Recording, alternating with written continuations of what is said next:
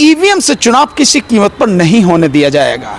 Ballot paper से चुनाव हो ताकि पारदर्शिता बनी रहे और जो जिसको भी जनता चुनना चाहती है उसको वोट मिलेगा, वो जीत के आएगा। बात खत्म। भाजपा इस देश में अब ईवीएम से चुनाव हम नहीं होने देंगे। ईवीएम में अगर गड़बड़ी नहीं है तो इसी बात का इस बार फैसला हो जाए ना कि बैलेट पेपर से चुनाव करा लो। एक बार बैलेट पेपर से इस बार 2024 का लोकसभा चुनाव करा लो और उसके बाद जो परिणाम आएंगे वो पता लग जाएगी। अभी भी ये बीजेपी वाले कह रहे हैं कि 400 पार, कह रहे हैं कि बीजेपी को 370 और जो एनडीए उसको 400 पार आएंगे। ठीक है, ये कह रहे हैं ना, ओके। अगर आप ये कह रहे हो तो फिर चाहे जैसे भी चुनाव हो यही परिणाम आएंगे। अगर आपने सोच लिया तो बैलेट पेपर से चुनाव कराओ। अगर बैलेट पेपर से यही चुनाव आ गए तो मान लिया जाएगा कि ईवीएम में कोई गड़बड़ी नहीं है, और अगर इसके अलग चुनाव परिणाम आए देन तब क्या होगा?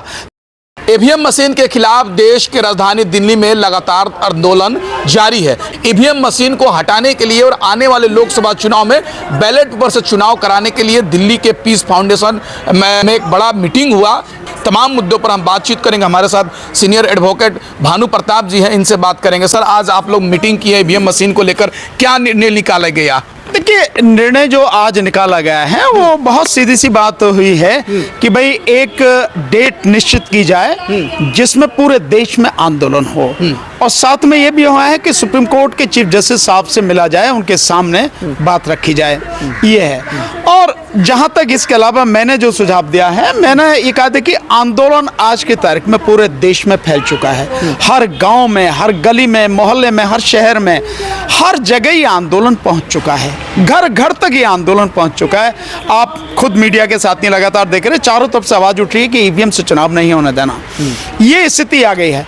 सो ऐसी स्थिति में अब जैसे 3 तारीख को बिहार की राजधानी पटना में गांधी मैदान, जो ऐतिहासिक गांधी मैदान है जहां से जेपी मूवमेंट भी वहीं से शुरू हुआ था, उस मैदान में तेजस्वी यादव जी की एक बहुत जबरदस्त रैली होने जा रही है और राहुल गांधी जी उसमें शामिल हैं। मेरा सुझाव सिंपल सा इतना है कि सामाजिक संगठन तैयार बैठे हैं, और आज यहाँ पर आपने देखा कि किसान संगठन भी यहाँ पर थे, संयुक्त किसान मोर्चा की तरफ से भी लोग यहाँ पर थे, संगठनों के साथी भी यहाँ पर थे, प्रोफेसर भी थे, एडवोकेट भी थे, पॉलिटिकल पार्टीज भी थी, अलग अलग भिन्न भिन्न सामाजिक संगठनों के लोग सब थे। और सभी लोग जब हैं एक मंच पर, तो मेरा कहना यही है कि राहुल गांधी जी जब उसमें शामिल हो रहे हैं, सो आज एक ऐसा मौका है कि राहुल गांधी जी तमाम किसान संगठनों को बुलाएं, किसान संगठनों के नेताओं को बुलाएं, जो सामाजिक संगठन हैं उनको बुलाएं, और पॉलिटिकल पार्टी जो भी हैं विपक्ष की, इंडिया गठबंधन से जुड़ी है और भी जो भी हैं, उन सबके नेताओं को फोन करके, चाहे सपा से अखिलेश यादव जी हों, चाहे नीचे आपके स्टालिन साहब हों, चाहे आपके ममता जी हों और तेजस्वी जी वहाँ होंगे, कोई भी हो, मतलब जितने भी, उनको सबको फोन करके बुलाएं, उस मंच पर बुलाएं, और उस मंच पर जब सब लोग, सब संगठनों के लोग हों, उस दौरान वहां से घोषणा की जाए कि इस देश में अब ईवीएम से चुनाव हम नहीं होने देंगे, और डेट निश्चित की जाए कि इस तारीख को पूरे देश में हर जिले पर, जिला मुख्यालय पर, साथ में देश की राजधानी में दिल्ली में, और साथ में जो इलेक्शन ऑफिसर्स हैं अलग अलग स्टेट्स की राजधानी में, वहां सब जगह जबरदस्त तरीके से धरना प्रदर्शन हो और वहीं पर बैठ जाएं।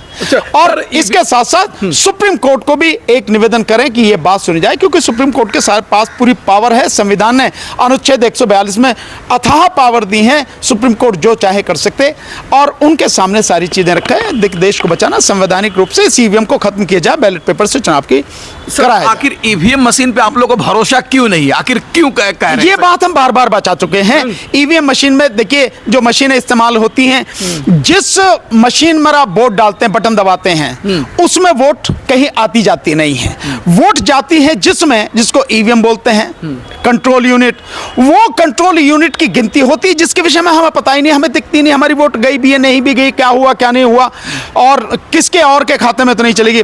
और तीसरी है जो बैलेट यूनिट, वो जो आपकी वीवीपैट मशीन, उस वीवीपैट मशीन में 7 सेकंड के लिए पर्ची दिखती है, वो पर्ची दिखती भी नहीं भी दिखती है, उसके बाद बत्ती बन जाए, उसी में वो पर्ची गिर जाती है, हमें मिलती नहीं, और उसकी गिनती नहीं होती।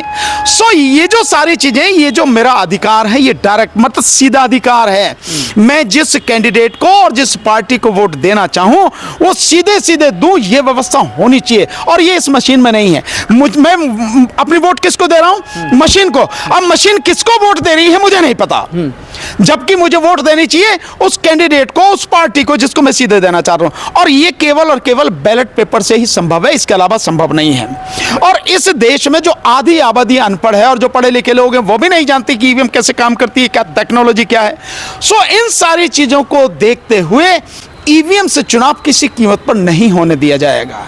बैलेट पेपर से चुनाव हो ताकि पारदर्शिता बनी रहे, और जो जिसको भी जनता चुनना चाहती है उसको वोट मिलेगा, वो जीत के आएगा। बात खत्म। भाजपा सर एक बात कहती है कि आप लोग बहका रहे हैं देश की जनता को, ईवीएम में कोई गड़बड़ी नहीं है। ईवीएम में अगर गड़बड़ी नहीं है तो इसी बात का इस बार फैसला हो जाए ना कि बैलेट पेपर से चुनाव करा लो। एक बार बैलेट पेपर से इस बार 2024 का लोकसभा चुनाव करा लो, और उसके बाद जो परिणाम आएंगे वो पता लग जाएगी। अभी भी ये बीजेपी वाले कह रहे हैं कि 400 पार, कह रहे हैं कि बीजेपी को 370 और जो एनडीए उसको 400 पार आएंगे। ठीक है, ये कह रहे हैं ना, ओके। अगर आप ये कह रहे हो तो फिर चाहे जैसे भी चुनाव हो यही परिणाम आएंगे। अगर आपने सोच लिया तो बैलेट पेपर से चुनाव कराओ। अगर बैलेट पेपर से यही चुनाव आ गए तो मान लिया जाएगा कि ईवीएम में कोई गड़बड़ी नहीं है, और अगर इसके अलग चुनाव परिणाम आए देन तब क्या होगा? तब माना जाएगा कि ईवीएम में गड़बड़ी है, और फिर जितने भी इन्होंने इसके माध्यम से सारी गड़बड़ी करी है, घोटाले किए, सरकारें बनाई हैं, उनके खिलाफ बाकायदा इन्वेस्टिगेशन होकर एफआईआर रजिस्टर हो, इन्वेस्टिगेशन हो, और सबको जेल में ठूसा जाए। यह होना चाहिए क्या? लग रहा है कि इतनी जल्दी लोकसभा का चुनाव होने वाला, लग रहा है कि आपकी मांगे पूरी की जाएगी, बैलेट पेपर से चुनाव होना संभव है? मांगे क्या है, हम तो बता रहे हैं, मांगे नहीं है, लड़ाई है। इलेक्शन कमीशन को, सरकार को समझ में आ जाए बहुत बेहतर है, नहीं तो जनता इस बार सड़क पर आकर लड़ेगी। और जहां तक समय की बात है, पूरा समय में कोई दिक्कत नहीं है, कहीं भी ऐसा नहीं। समय कम जरूर है लेकिन इतना कम नहीं है कि ये काम हो ना सके। बैलेट पेपर जो होता है वो जब उसकी छपाई होती है, जिस दिन नॉमिनेशन विड्रॉल की यानी नाम वापस लेने की आखिरी तारीख होती है 3 बजे, उसके बाद में 5 बजे फाइनल लिस्ट आती है, और उसके बाद चुनाव वोट जिस दिन डलती हैं उससे 4 दिन पहले बैलेट पेपर बनकर तैयार हो जाता है। तो उसके लिए मात्र 8 दिन का समय चाहिए। ईवीएम मशीन के लिए तो 6 से लेकर 1 महीना, 6 महीने से लेकर 1 साल तक पूरा लगता है, जब जाके यहां से वहां तक ढोनी पड़ती है। तो उसमें कोई दिक्कत नहीं है, समय की कोई बात नहीं है।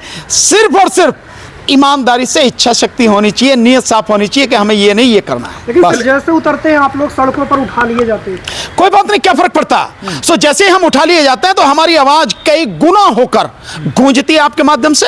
अगर हमें करने दिया जाए तो जितनी उससे आवाज हमारी जाती है उससे कई गुना आवाज हमारी जब हमें उठा लिया जाता है उससे जाती है। तो हमें क्या दिक्कत है? आप उठाओ ऐसे ही, लेकिन हम लड़ते रहेंगे, और इस उठाने से हम डरेंगे नहीं, रुकेंगे नहीं, हम लड़ते रहेंगे।